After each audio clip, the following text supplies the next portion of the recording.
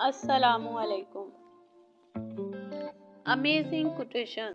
کبھی کبھی رشتوں میں لحاظ رکھتے ہوئے ہم بہت سارا زہر اپنے اندر اتار لیتے ہیں۔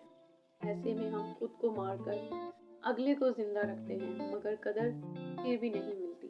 سننے کا مزہ تب آتا ہے جب آپ کو سچ پہلے سے معلوم ہو۔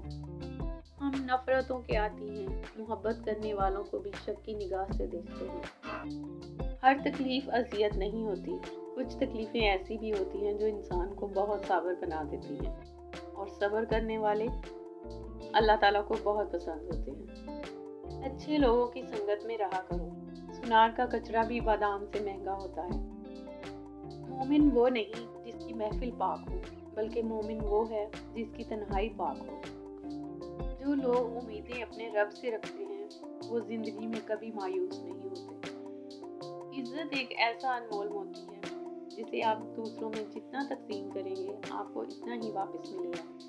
نیک کوئی بھی نہیں ہے، بس خدا کی ذات عیب چھپانے والی ہے۔